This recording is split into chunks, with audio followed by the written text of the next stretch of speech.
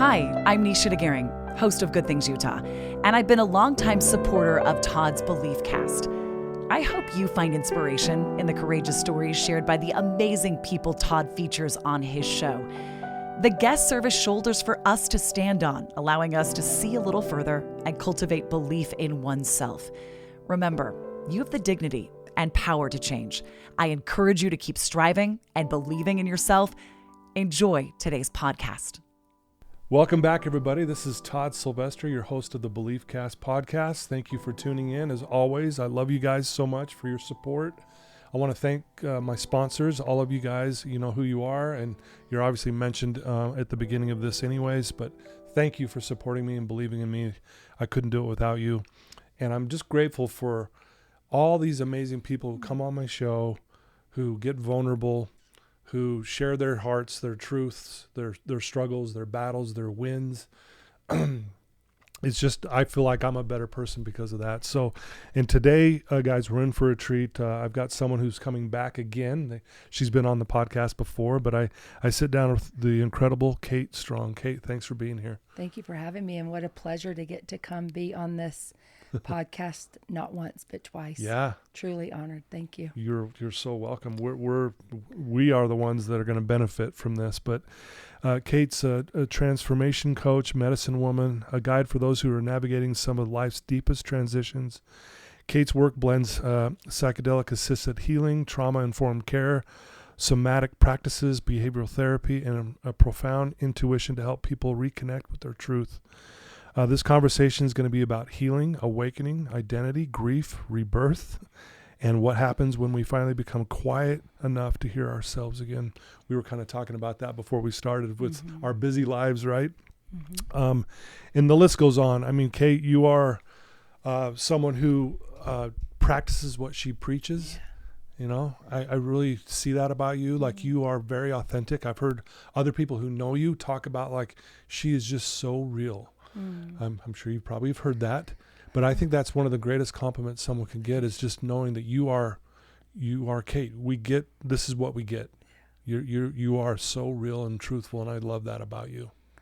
Thank you. I am who I am today because this work that I talk about is my own medicine. Yeah. And I have a big belief that no one is broken. And I want everyone to hear that before we get started. Yeah. No one's broken and no one needs fixed. Yeah. It's really just understanding ourselves better, accepting all parts of who we are, and then we know how to navigate life. Yeah. Wow. Beautifully said.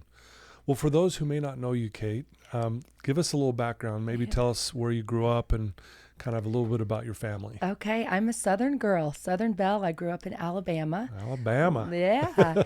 The Gulf Coast. Okay. So most people don't know this about Alabama, but there are the most beautiful white sand beaches with warm Gulf water. And I grew up toes in the sand, wind in my hair, salty, crunchy, and a beach girl, deep sea fishing with my dad on the boat, and just a really beautiful Southern life. Wow. And moved to Utah about half my life ago, and have been here since, and have really found that this is home. Yeah. I'm a mom. I have 4 kids. Yeah. They're my greatest teachers. I think anyone would say that. Yeah. Kids are here to really show us all the crunchy parts of ourselves that we can either say, I'm your mom, don't talk to me that way, or we can look at it and see the truth in what they're actually saying. Yeah. So my kids have been really great teachers for me, and really grateful for them. And that's a little bit about me. The work that I'm in is, again, like I said, I'm an experiential learner. I'm someone who gets curious about things, and then I go down the rabbit hole because I want to know about it. Yeah, right. And then come back and say, hey, I've got the Cliff's Notes version. Who's interested? And that's how I've found it's actually been a superpower in my life, and used to feel very squirrely and all over the place. If anyone is familiar with human design, I'm a manifesting generator. It's just how your energy works. And a lot of us manifesting generators have been diagnosed or deemed as ADD or ADHD and squirrels Yeah. because we're just all over. Yeah. But when I learned to embrace that part of myself and learned that like, this is just who I am. It's not a problem. It's just learning how to navigate that and be with who I am. It really changed so much for me. So a lot of what I talk about, what I do, how I show up in the world and why that feels authentic for people and real is because it's my own medicine. Like I said, it's the things that I'm practicing on a daily basis. Yeah, no, I love that. And I love what you said about your children and the things that we can learn from our own children, and how I want to talk about that for a minute. Just like the things that I think our children, I'd love to hear your thoughts on this. I think they remind me of who I am. Like so for instance, I have 4 grandkids, right? They walk into a family party. We have a family get together or whatever. And just me looking at them, I start to cry, just seeing them. And there's 2 reasons why. 1, I love them. And 2, they remind me of who I am. And who are my grandkids? When I see them, they're innocent, they're pure, they're not broken. They are loving, kind, understanding. I mean, the list goes on, right? So what are your thoughts on that? And what are some of the things that you've gained by just being a mom? You know, I think most of us parents, if we're really honest with ourselves, we wish we could go back. And that's probably why you feel the way that you feel about grandkids, because, you know, you kind of get to do it again in a different way and see it from a different perspective. But what I've learned the most, I would say the most valuable thing with my kids is, and I write about this, I have a Substack called Everyday Medicine. I've been writing for all of 2026. It was a place to really go deeper than social media and talk about my personal life. I said to some of my clients, put it out there to my community. I said, what do you want from me? And they said, we want Kate behind the curtains. We want to know what's going on in your life. So I wrote about this, and we'll go into psilocybin later. But one of the things that I saw in that medicine, it always brings my kids up. Every time it will take me through. Each kid shows me exactly what each of my kids needs from me in that moment. My oldest daughter is really working through some of her trauma and just different things that most of us as adults, we didn't do or even look at until we're in our 30s or 40s, right? She's such a rock star to even go there and look at it. But the medicine showed me once, Kate, when she walks in the door, put the rag down, stop wiping the counter, turn and look at her and make eye contact. Wow. And I did that, Todd, and it's really interesting because what I realized is that so often we're so used to our kids being around us and we're busy. You and I were talking about that when we started today. It's like we're multitasking, we're busy, we're not making eye contact, we're having conversations, but we're not looking at people. And when I put the rag down and just stopped and just let all my attention be on her, what used to be when I would say, hey, how you doing? Fine. I'm like, you're not fine, right? I'm not saying that, but I knew she wasn't fine. What happened is over time, she started talking. And she started telling me, and I really believe that if kids feel like we're not too busy, we're not an inconvenience, I have spaciousness to actually just be here for a minute with you, and it's okay if it's quiet for a while, I don't have to feel the silence, they start telling us a lot. And so I believe that kids are our greatest teachers because when we see that they are a reflection of us, they're also, I mean, they're our DNA. They came from us. And there's nature and nurture in that. But there's so much we can learn from them if we will just put the rag down, stop doing the thing, and just be present, be there and listen. And most of the time, they don't want us to solve anything for them. They just want to be heard. Man, that's powerful. Put the phone down, put the rag down, just look at them. Eye contact. And I love the analogy of put the rag down because it's symbolic of I'm putting this down, you matter to me.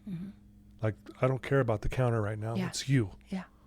I can do that later. Right? Isn't that the message that's sent? 100%. I have another story I want to share. Please. So recently I was a bridesmaid in a wedding in Cabo at the One and Only. And if you've ever been to the One and Only, it is an experience that I hope that everyone gets at some point in time in their life. Yeah. When you arrive to the one and only, you're given a blessing by a local.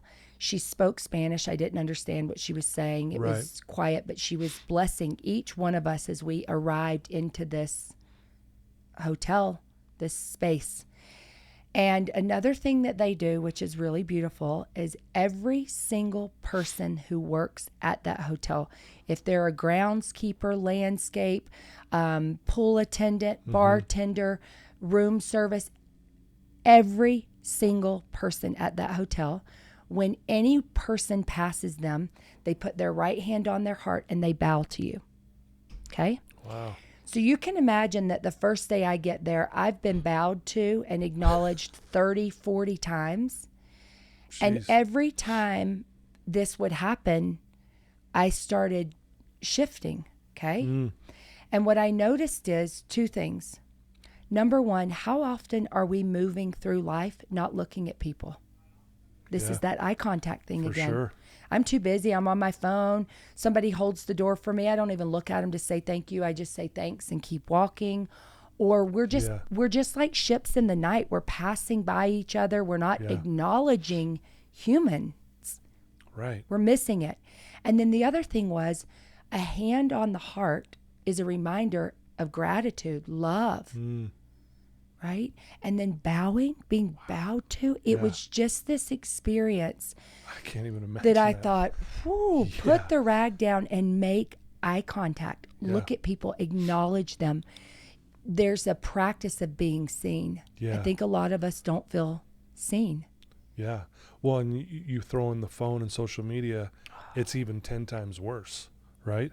But I was just thinking when you were saying this, imagine if we did that to our own children, where we put our hand on our heart and we bowed to them as they walk in the door. I mean, and we did it sincerely, right? Yeah. I don't know. You know what I mean? Let's do it. You want to do it? We should do Let's that. do it. Let's do it. Anybody else want to join us? in. Let's do it. I've never done this. I'm in. Because as you're saying that, I'm going, wow, that is powerful. Yeah. Like this person recognizes me and they're a complete stranger. They don't even know me. Right. Wow. And there's like a humility in the bowing. Yeah. Right? Of like, humble respect. I see you. Yeah. Oof. Yeah. Dang. This is awesome. Okay. I'm in. I'm already like feeling amazing right now. I know. Thank you. Yes. Thank you. Isn't Kate the best? Seriously, you are amazing. Well, before we get into all this work you're doing, let's let the listeners who don't know, why did you go down this path in the first place? I know that's a loaded question. Yeah. But if you can share a few thoughts around that. Definitely. So 12 years ago, I had two major things happening in my life.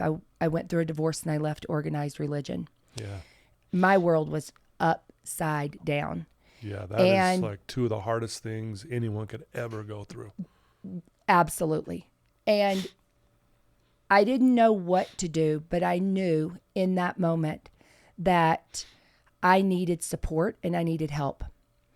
And so I hired a divorce coach, a co-parent coach, and a personal coach. I had decided I'm going to surround myself with experts and people who can help me. Yeah.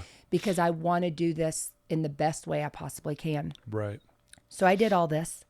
And then about 6 months later, I had a friend come up to me and invite me to join an ayahuasca ceremony, which I had never even heard of that. I didn't even know what it was. Right. But this was a friend from college that had circled back into my life, and I trusted him. Yeah. And he said, I really think that you need this. I was like, okay. Yeah. So I showed up, not even knowing what I was saying yes to. Right. But I got to tell you, what happened for me in that experience was I hated my husband that I was divorcing. Okay. I was victim. I was in that story of like everything he had done wrong. And when you're going through a divorce, the attorneys want you to tell them every reason why you deserve kids and they don't. So it creates this tension and this fight and this argument, even if it wasn't there before. It's why divorce is so hard. Even if you want to do it well, you've got these other people around you creating teams and this side or that side. And the medicine the first night showed me him as a 14-year-old boy. Whoa. And it was the first time that I felt compassion and my heart softened. And it changed the way that I showed up and talked about him to my kids. Yeah. Changed the way I showed up for him because I saw him with the eyes of, back to what we were talking about, as like a kid, a child. Yeah. And in that moment, I knew that there was something that this medicine could give me that nothing else, talk therapy, coaching, nothing else could give me. So I took the opportunity to regularly engage with and be part of these medicine circles. Well, again, the way that my brain works is I'm an experiential learner. Yeah. I also can see what works and what doesn't work. So over a long period of time, probably 7-8 years in different communities and circles. And again, this is kind of underground, right? Because it's illegal. So people aren't getting on platforms and saying, hey, let's talk about,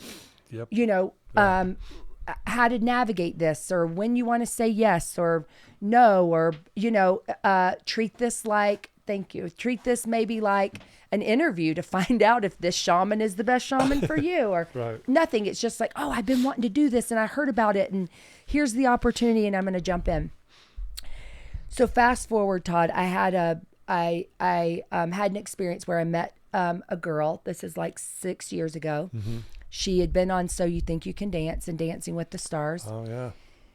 And when I met her, she had gotten invited to do mushrooms, psilocybin, magic mushrooms, at a get-together party one night with a group of people. And what happened for her was traumatic.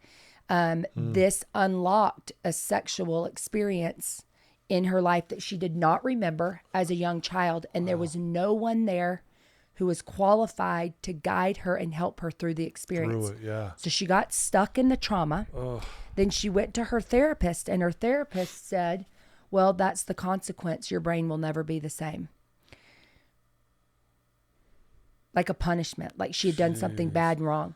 She lost her... That is horrible to tell her that. Lost her business partner and career, lost her partner, lost everything, was at the lowest low of her life when I met her.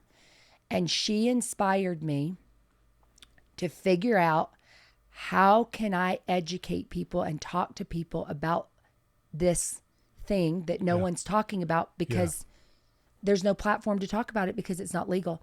Yeah. So, God, the universe, how it works, I got this opportunity within a year to go through a program. It was an 18-month program to become a legal server of psilocybin in the United States. Right. And I took the opportunity to do that. To do it, yeah. And of course, when they told me it was going to be 18 months, I thought, wait a second, I'm already a coach. I've already worked with this medicine for a long time. I know what I'm doing. Why do I have to pay you $25,000? And why is this going to take 18 months? And it wasn't until I did it that I knew this is why. Because when people get to that moment, we call it a gate in medicine. It's the black tunnel, the dark, the scariest thing that you do not want to face. It's the fear. Right. If you don't work with someone who knows how to guide you through that to get to the other side, that's where people get stuck. They get stuck there, yeah. Right. Or they don't know how to navigate through that. And that's what this experience taught me. Internal family systems, parts work, trauma, how to notice someone's nervous system, what's happening in their body, all of these nuances in supporting them and helping them. Yeah. And then that not this medicine, this psilocybin, anything out there, it's not the transformation. Yeah. You're the transformation. It's how you take what you see, what you learn. So back to my experience with my ex-husband. He still showed up the same way. I was still triggered by him. Yeah. He still talked to me in a way that was very disrespectful, that felt challenging in a big way. Yeah. My whole nervous system wanted to yell and scream at him. Yeah. The application of what I saw in that ayahuasca journey is the integration. That is the work. Okay. That's the work. Gotcha. And that's what I got really excited about, is how do I help people take what they experience in medicine, give them an experience that's going to be, even if it's challenging, even if it's uncomfortable, on the other side of it, we're going to get to the point where you feel good. Right. Okay. Before you leave me, Yeah. you're going to feel good. Going to put your guts all back in. Totally. We're going to find the rainbow at the other end. We're going to get to the light. We might have to go through the dark, but we're going to get to the light. Yeah. But now what do we do with this? How do you put the rag down when they walk in the door? How do you practice that? You know it, but now how do we integrate that and apply it and embody it? Otherwise, it's just more knowledge. Yeah. It's just more information. Yeah. And I think a lot of people are chasing that experience with these plant medicines or anything for that matter, because they want to feel that again, but they don't know how to actually embody it and bring it into their lives. Wow. So that it was my own journey. I mean, it was years and years of me going into these spaces and learning and watching and going, oh, this isn't the place for that. Right. We need to create consent. We need to create boundaries. We need to be clear on agreements when we're going into this. What are we agreeing to? And preparing for that experience, right? Physically, mentally, emotionally, spiritually, getting prepared. You know this. It's like if you're going to go speak and get on stage, you're going to do a much better job if you're prepared for it. Even if you've done it so many times. For sure. You still need to prepare for it with intention. Yep. Right? Absolutely. And so how we do one thing in life is how we do everything. And there's a cycle. We have to create space, shed, let go, create space for the new thing, have the experience, and then how do we now call in the new thing and bring it in? And so I've just taken a lot of these different experiences in my own life, what I know, my background, and kind of brought it all together into this experience that feels really transformational for people. And that's what I want, right? Like we don't just need more knowledge. No, all of you listening right now, you know what to do. You know what to do. You know how to eat healthy. Yeah. You know how to exercise and work out. You know how much water you should be drinking. You know what to do. Yeah. It's not a matter of knowing more. Yeah. It's about doing it, embodying it, being it. Yeah. So I've been called an embodiment coach or an integration coach a lot because that's kind of the sweet spot and the expertise that I have. Yeah. But that's how we get the change. That's how we feel better. Yeah. Yeah. We don't need more. We know there's too much knowledge out there anyways. Too much information. Too much information. I heard a statistic that we get more information now today in 1 week than the people in the 1940s got in their lifetime. So think about that. Like we are so bombarded with information. And I love what you said is like, okay, you can have all that great, but if you're not applying it, if you're not actually doing it, just like you said, the answer is within you. You got it. But sometimes we need a coach like you that says, let me show you you've got the answer in there. Yeah, well, right? because it's a bird's eye perspective, right? We're the experts on everybody else's life. We can give great advice mostly, right? Because you have an outside perspective. You see it. You're not emotionally attached or involved. There's not that energy that exists. So when you can rise above it and you can see it with that bird's eye perspective, things are really clear. Right. So oftentimes it's just me asking really great questions or bringing them back home to themselves or helping them be accountable or just saying, hey, I want you to just try this one little thing. I'm a big believer in micro shifts in behaviors. There are plenty of books, plenty of great things out there that talk about this, right? Yeah. But it's small things. I think a lot of us don't do the thing because it feels like it's so overwhelming or it's so far away or it's like, wait a second, a practical thing. I'm waking up in the morning with anxiety. Okay. I'm thinking about all the things I have to do, the money I need to make, the people I need to take care of, all of these things. It feels overwhelming and anxious. And then we just get stuck, right? We do nothing or we're spinning, right? One thing, just one thing, the next best step. Yeah. And when we break it down like that, and when anyone can do this, you can do it with your life right now. Ask yourself, what's one thing that's keeping you up at night? Or what's one thing in your life that you feel like is a problem or something you need to help with? Yeah. And then just pause. Okay. Now ask yourself, not anyone else. Ask yourself, what is one thing I can do right now? One thing.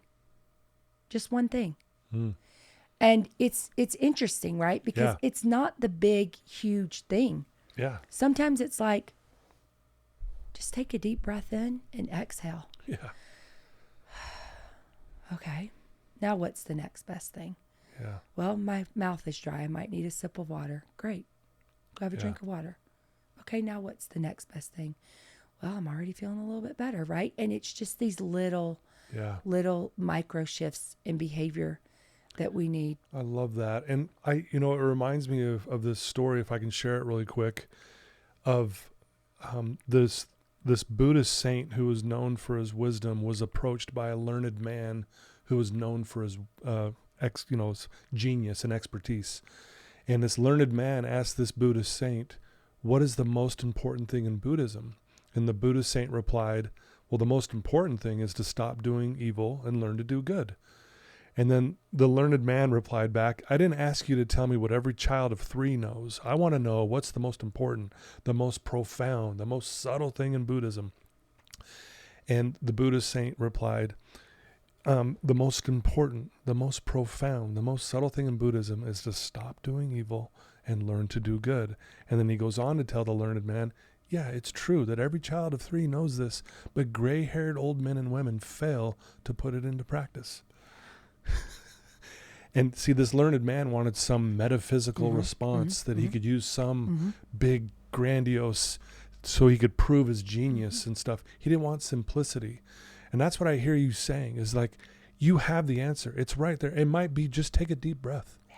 And then what's the next right thing? How simple is that, but yet how powerful? And I just think sometimes we're looking for, no, it's got to be something bigger. Right? Yeah, it can't be that simple. Yeah. And why would I ever hire someone or pay someone to tell me that? Right. Well, because sometimes we just need a little reminder. Right. Yeah. We really do. But it is the simple, small things. I think it's why and you look at these grandkids and these kids walk in and you get teary and you see yourself in them. It's the purity. It's the innocence. It's,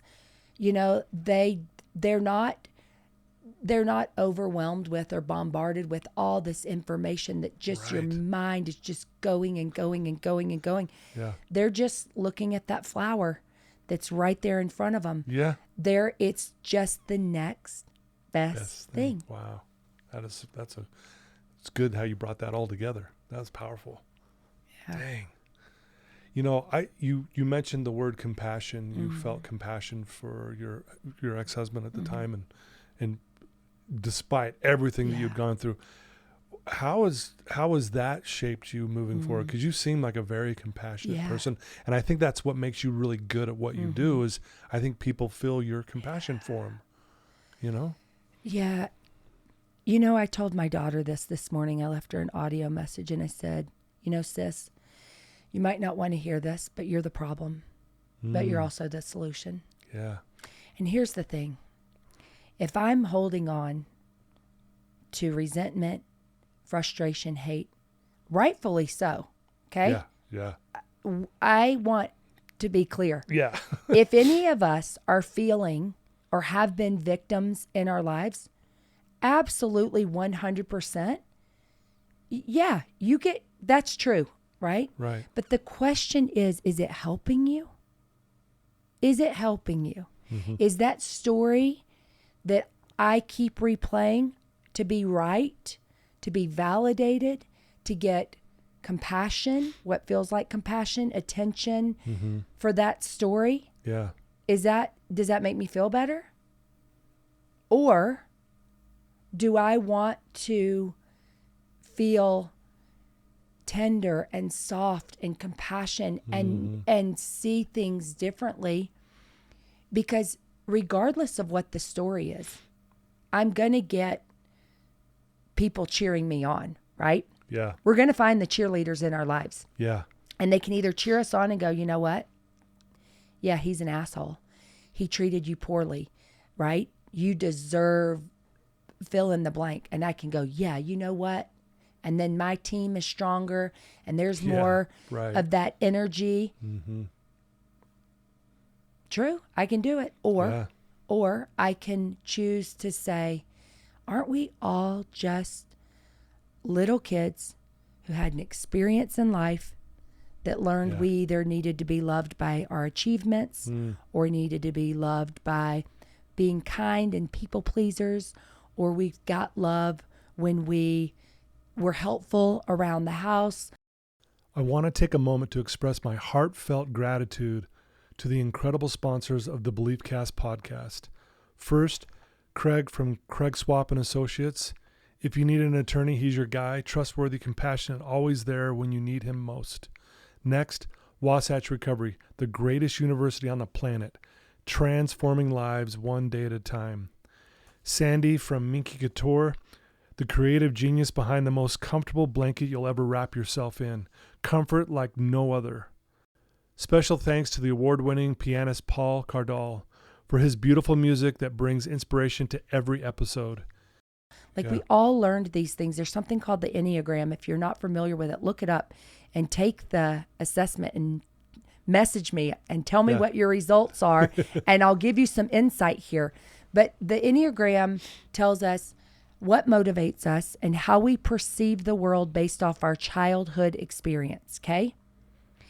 And this is the lens through which we see everything in life. There's a heads and a tails to everything, okay?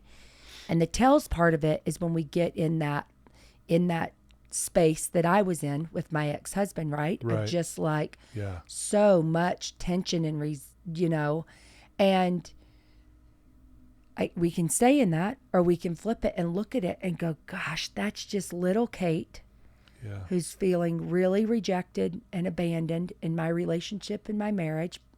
But that came from me feeling that when I was a little girl. Yeah. And what really needs to happen is, instead of fighting more and creating war, how can I create peace? Yeah. Right? And compassion, which was what this Buddha said, right? It really is that.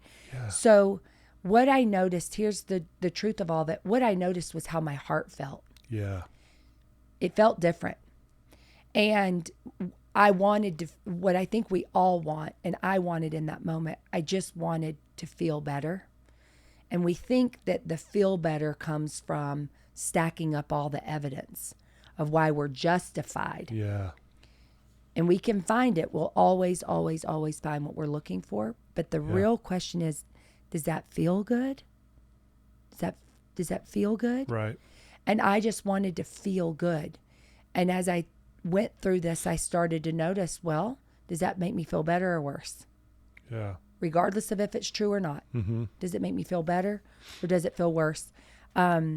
I also feel like I've just been wired, and I came to this world as a compassionate person. I really, really believe. I believe you. There's nothing that anyone could tell me or say to me. I'll have clients I work with, they're like, I've never told anyone about this porn addiction. I'm like, so quit giving it all that power. Yeah.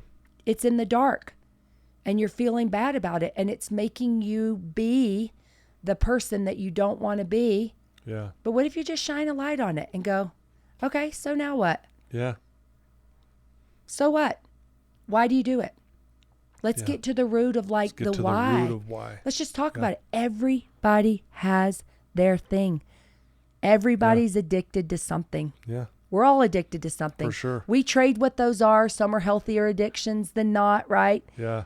That our society looks at some of those as like, oh, you're fit. Yeah. You work out a lot. Or that's a good addiction, right? Oh, but you're drinking too much and you're, but that's a bad one. Well, we're all addicted. Listen, we're just trading some of those. So when we take that and approach life that way, I think that's when we can also have a lot of compassion. We're all struggling. Yeah. We're all addicted to something. Yeah. We're all doing the best we can with what we've been given. And that creates compassion and understanding in a way that's just put yourself in someone else's shoes. We heard that growing up all the time, didn't we? All the time. All the time. Yeah. All the time. Right. And I think this is why communication is so important. Yeah. It's easy to send a text and say, I'm out. I'm not doing this anymore. And talking at someone, it's easy to disconnect. But when you sit across from someone and make eye contact again, I think most of the time we come to resolution and we come back to compassion. Wow. That's beautiful. Yeah. Thanks for sharing that. Mm-hmm. Wow. So you obviously work with a lot of clients. I know the psilocybin is always kind of had this negative connotation because that's the way society was told about it. I mean, right? Yeah. You know, I did mushrooms growing up all the time, you know, for fun and, you know, but obviously this is a big part of what you do now. Yeah. Speaking of that, what are some of the biggest transformations you've seen, or you know, where you see most common where people are stuck here, but I see them get to here? Yeah. I know that's a big question, but you know what I'm trying to say? So I first of all want to say, as simple as I'm talking about those moments of like, what's the next best thing? Most of the time, the medicine will give something that seems so simple when you're talking about it. But what it does is you feel it and you know it. Yeah, it's that's a huge. knowing, it's a feeling. It's not just mental. Yeah. Okay. It's not just like, well, I know I'm not just a thought. Yeah. I know I know I should be kind. I know I should be present with my kids. Yeah. I know I should, but what it shows you is the how. And it makes it really personal. And you know, we all have things that we don't actually say out loud. The medicine knows. Yeah. And it takes away all the story. So without the story and just the honesty of something, and when you go into this with such intention, we get very, very clear. Like, what's the pain point? What is that? Yeah. Okay, that's what you're going to ask the medicine.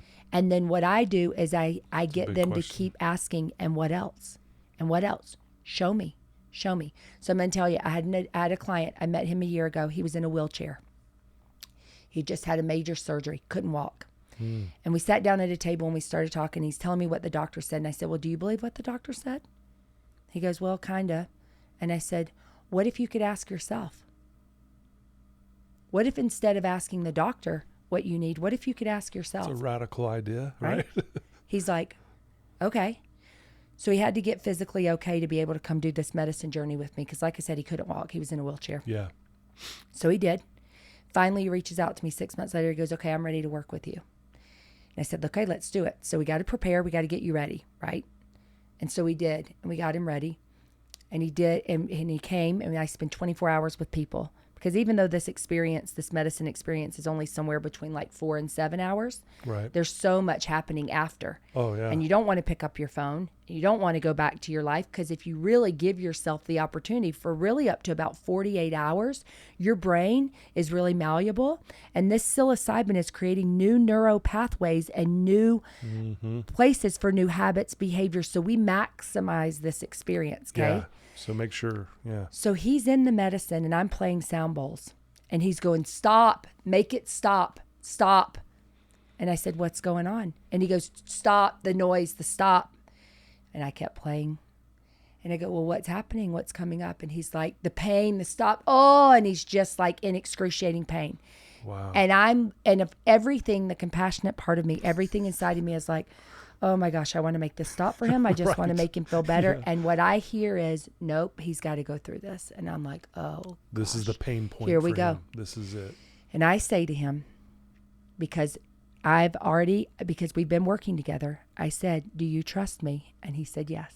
This is why we do the prep work. Okay. Right. So that I can say, do you trust me? He goes, yeah. And I said, okay, I want you to ask the medicine, what is this? He goes, I don't want to know. I don't want to know. I don't want to be curious. And I was like, okay. So of course he's stuck. Yeah. This is that part, right? That people get stuck in. Yeah. Stuck, the pain, right? And remember, he's post-surgery, so he's got some real pain. Yeah. This is real. This is real. And I'm thinking even to myself, like, is this too much? And then I'm like, no, I trust the medicine. This is right. And I'm very in tune. I'm right there with him. I'm very aware. And he doesn't want to know. So finally he goes, why? He's asking why? So I say again, do you trust me? And he goes, yeah. And I said, ask it what, not why. What is this? What is this? So he asks, what is this? And then the answer comes immediately. And he said, I can't carry it all anymore. I can't carry it all. Super successful guy, super successful, entrepreneur, wealthy, got it all. Okay. Most of my clients are the clients that you look at and you think they got it all. The house, the car, the career, everything, but something's missing, right? Yeah. The pain that he's been carrying in his physical body is the responsibility to hold it all together and to take care of everyone else. Yeah. Wow. It's just manifesting itself in his back. Yeah. Okay. But this is what the pain is. Y'all, I got to tell you, we were on a call this week. He has not been using his crutch for 10 days. Wow. He is not using the crutch. Right? Yeah. He's slowing down. Yeah. He's being aware when his body hurts. He's asking it in real time, not in medicine. What is this? But that medicine gave him something that I could not give him. Yeah. Right? And that's why I love it, because when we create and build trust, when we go into this medicine space with intention, we don't rush it. We spend all this time and now we're integrating, right? Yeah. He's like not using the crutch. We're talking about, okay, every single day, what are these practices? Yeah. So that's one example with physical pain, right? Yeah. But then I get, someone else who comes in and they want to look at their relationship, right? Yeah. Mm-hmm. And the medicine shows them their part. The medicine doesn't show you what the other person's doing. The medicine doesn't know the other person. Yeah, it just shows you your part of this. It's in you. Wow. So again, you being the problem, but also the solution. It shows you that without the story. Yeah. That's the best way to describe it. Sure. They call psilocybin the great teacher. The great teacher. Wow. So it really is a teacher, and it really does unlock and shows us things that our mind just can't come up with, because it doesn't work in the mind. Yeah. It works in the body. Yeah. Works in the body, and our body is holding on to so much. Yeah. When we have an experience in life that we don't feel safe to feel it, how many men have been told don't cry? Yeah, all the time. Shut it off. Yeah. Suck it up. Knock it off. Every time somebody told you that, you buried that feeling in your body. Yeah. So. And then it manifests somewhere in pain. Pain, rash, weight, dis-ease, cancer. Yep. Yeah. We can heal ourselves. Yeah. We truly can, but we have to go to the source of it. Wow. So the psilocybin unlocks that. It goes to the source. And the preparation that we do gets your body so ready and clean to receive that medicine. To be ready. Yeah. You're going to be fine. People will say, or they want to, have a drink before or be on an SSRI or whatever. You can, but that it's going to block those receptors. It's blocking what it's intended to do. Right. Yeah. So sometimes the preparation work is the hardest, because you got to get your body to not be, dependent on a thing, which is why we do that. But it's powerful stuff. And I believe that the reason why it was banned is, again, like this friend that I told you, this girl that, has this experience where somebody gives her mushrooms one night at a party and she ends up in we don't want that to happen to people. No. Yeah. So it wasn't in the right hands, and it just wasn't being guided in a space and an environment. They're currently doing clinical trials with psilocybin all over for vets, PTSD, different things. And the clinical trials are great, but I want to be clear. They're only testing the molecule of psilocybin. They're not actually testing the mushroom. And the mushroom has a lot of wisdom that comes from the earth. It's spiritual. So there's a disconnect there. So I just want to be clear about that. So the molecule which is psilocybin is in the mushroom itself. Exactly. And there's other components of the mushroom. Is what you're saying. Okay, I want to make sure. Exactly. Okay. Right. There's an energy, there's a spirit, there's a wisdom, right? It's like you think about trees, right? And they're just like, they're all connected, and the wisdom, right? That's the same thing with the psilocybin mushroom, which is why that's the medicine that I work with. I love that they're doing clinical trials. This is great, right? Like if we can start having even the molecule of psilocybin versus like, some kind of narcotic or something like that, or depression medicine especially, right? I believe that psilocybin and some of these things will replace SSRIs, right? And I get it. People just want to feel better for for a time, and you got to be able, if you're in the hole, you need to get out, right? You need somebody to give you the ladder to help you out. So I'm not anti any of these things, but I am more about like, what are the long-term effects? And let's not numb or quiet the emotions. If you've got big emotions, great, feel it. Let's go there, but let's do it in an environment that feels safe. So that's why I'll always stay doing it in the environments that I do it with, in a really safe, comfortable cabin, home environment. I love that. But I do love that we're studying this and looking at it differently and bringing it in to be a tool that can really, really help people. Another thing is microdosing is fantastic. Fantastic. If you're feeling like you've been struggling with anxiety, a little bit of depression, anything that you're just like, I just need, like, be nice to have a little help here. Microdosing psilocybin's great. And I have a lot of people who start with me just microdosing and then introducing them to that. Right. But again, a microdose is something that at the end of the day, you don't look back and go, whoa, it's like subtlety, right? It's the little things. It's just, like, oh, maybe I just didn't get as anxious in traffic today. The little things. You know, or like, oh, maybe I just felt more present when. Well, I think that's why a lot of people get struggle hearing the word microdosing. It's not about getting high and blowing up your life. It's about exactly what you're saying. Like, God, I drove home from work and I didn't even get mad in traffic. Like you just said, like, whoa, I normally get pissed off. Exactly. Yeah. A microdose, let's be clear, a microdose, you should not actually feel it.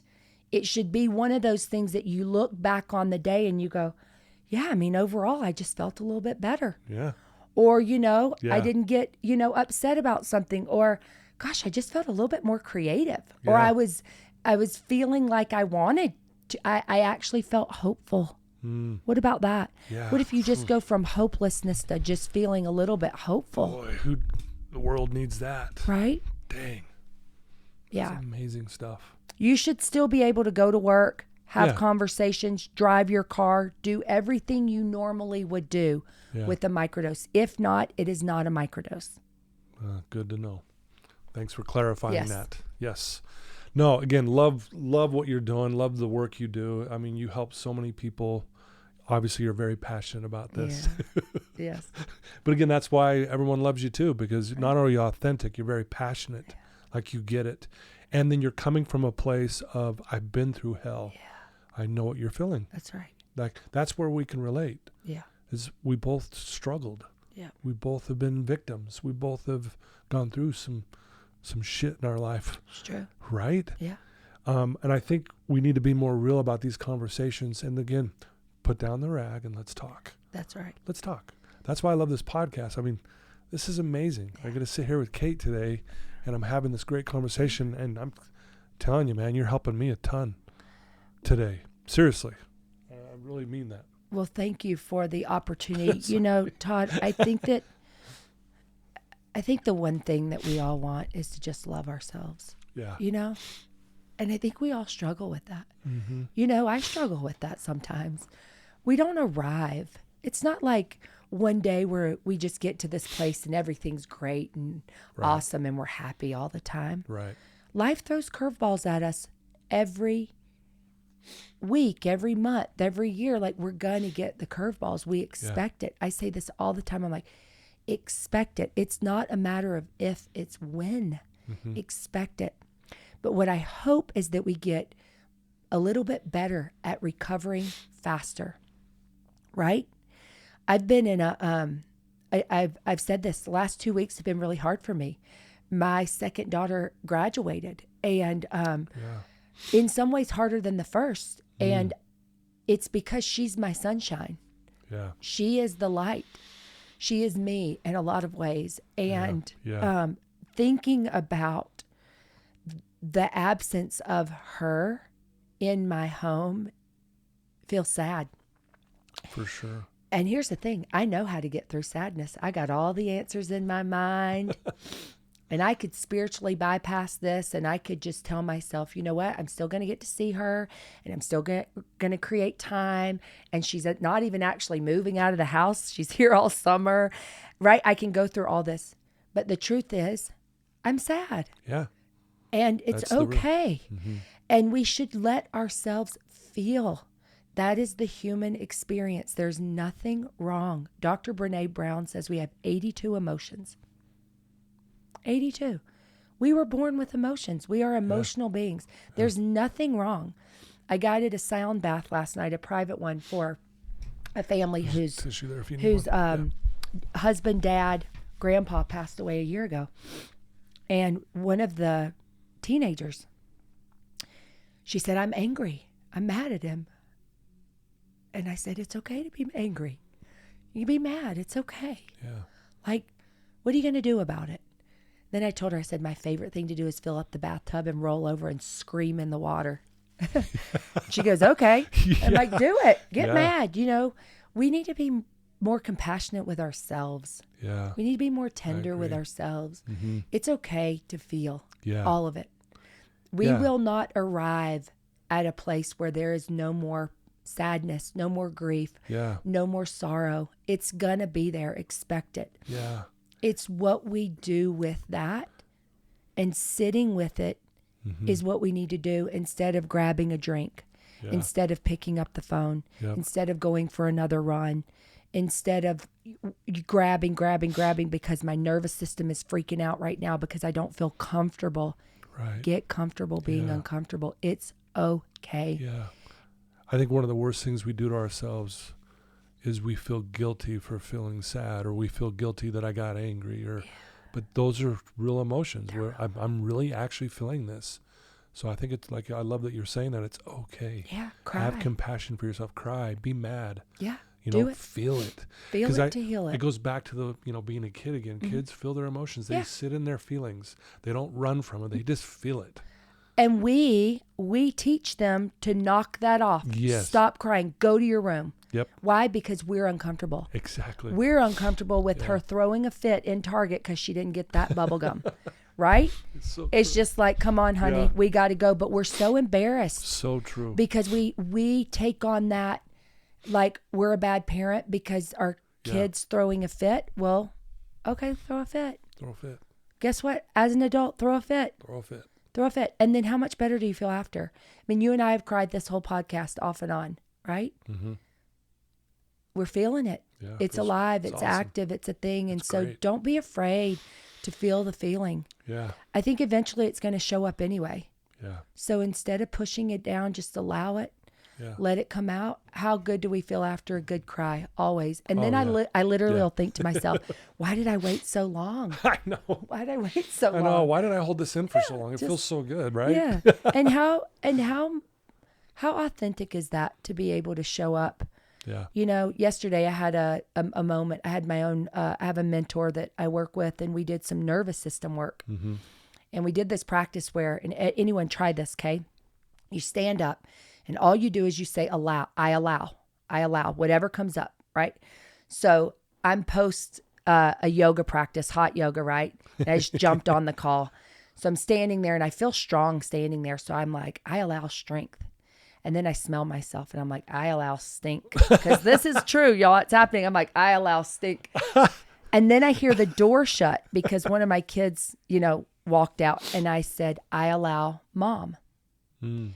And then this overwhelming, just like it's still here, right? And then and then I said, I allow sad, I allow tears, right? And if we just get to a place where we just allow, so this happens. So then I've got a lunch appointment, right? Walking into tsunami.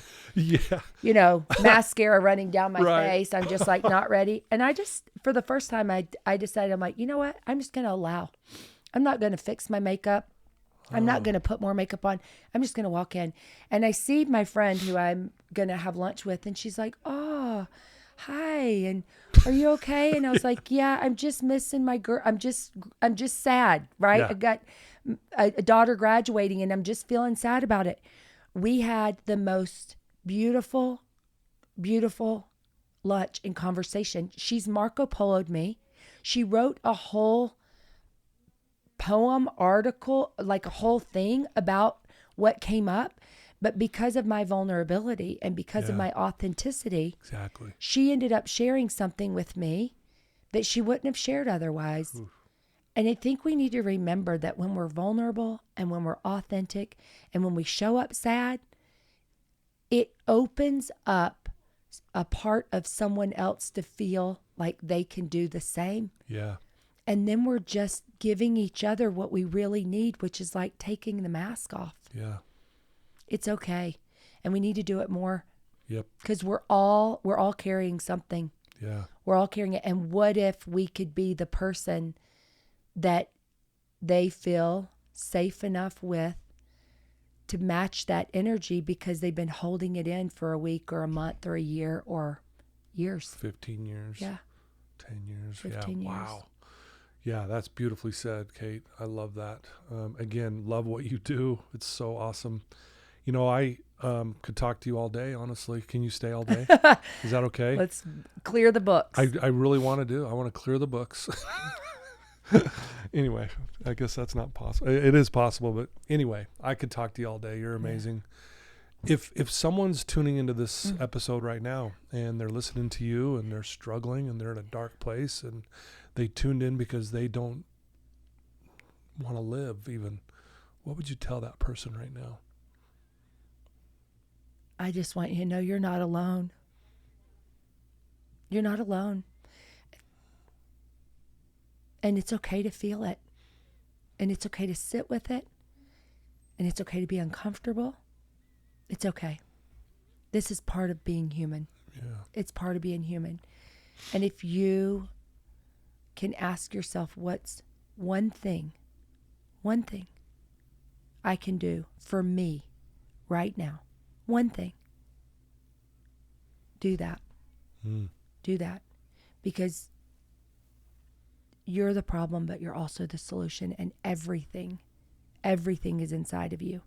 And when you can get quiet enough to listen to what you need, things will start to shift. Maybe this is your rock bottom. We all have one. Yeah. And if you don't allow this to be the rock bottom, there will be another one. So lean in. Yeah. Lean in. Lean in. Lean in and ask yourself, what's one thing I need for me? What's one thing I can do for me right now? And start giving yourself that. Yeah. Wow. Well said. Well said. I ask that question all the time because just the wisdom and the knowledge and the vulnerability, like you talked about, is what people are tuning in for. That's what they need. So guys, man, if I've been crying the whole time through this episode. I hope you're feeling it too. I'm sure you are. If people want to learn more about you, Kate, and, you know, learn more about your coaching, your retreats, and all the amazing things that you do, and there's a lot more, what's the best way for someone to learn more about you? Yeah, there's two places. You can find me on Instagram, on social media at Kate Strong World. But this Substack is called Everyday Medicine. And in Everyday Medicine, I'm actually going deep and having more of these kind of podcast conversations or these deeper conversations. I think you'll really be able to get something out of that. Yeah. And find me there and learn about what everyday medicine is, you know, what tools, resources I'm using in my own life every day with some practical examples. I get really honest there, and I'd love for you to meet me there. Okay. I love that. And I'll make sure we put the links there so people can get right to it. Yeah. I wanted to end the show with a quote, and I want to get your thoughts on it. Okay. It's a long one by Carl Jung. And I just thought this was so perfect for it's kind of what you're doing for people and what you've been through. And here's how it goes. The world is full of people suffering from the effects of their own unloved life. They become bitter, critical, or rigid, not because the world is cruel to them, but because they have betrayed their own inner possibilities. The artist who never makes art becomes cynical about those who do. The lover who never risks loving mocks romance. The thinker who never commits to a philosophy sneers at belief itself. And yet, all of them suffer because deep down they know the life they mock is the life they were meant to live. So my first thought was, look at where we're being bitter or critical or judgmental. Yeah. And that's actually your answer Yeah. for your purpose. Ooh. If you're looking for your purpose, if you're lost, that's the information. There it is. Right? There it is. That's it. What a great answer, Kate. I didn't even think of that until you said that. I was like, holy hell. Yeah. So look at the thing that you're being critical of. Look at where you're judging someone. It's literally your mirror. It's the mirror. It's the mirror. Ooh. It's the mirror. And what if you could alchemize that and turn it into inspiration Ooh. instead of bitterness or Got chills criticism? when you said that. Oh, man. Wow. Todd inspires. Kate inspires for sure. Dang. Thank you for your insight on that. Out of all the things I was trying to think, what could I share with you? This one stood out to me. So I think there was a reason for that. So thanks for letting me share that with you. Thank you for being here. And thank you for being my friend. Thank you for being vulnerable today. And coming back on my show a second time. It means the world to me. Love what you do. Love the love you have for people. And I wish you the best. And the world's a better place with you in it. Thank you. Yeah. Ditto. Thank you. Well, there you go, folks. Kate Strong. What an amazing episode, right, guys? It felt like 5 minutes. It really did. It felt like 5 minutes. I had a bunch of questions I was going to ask. Didn't even look at them. Didn't need to. So thank you for tuning in. Thanks to my sponsors. Thank you for believing in this. And how could you not? After you hear a story like this and what Kate's doing in this world, we need more of it. We need more compassion for ourselves and for the world. And this Kate's the leading example in this for me. So thanks for tuning in. Love you guys. Until next time.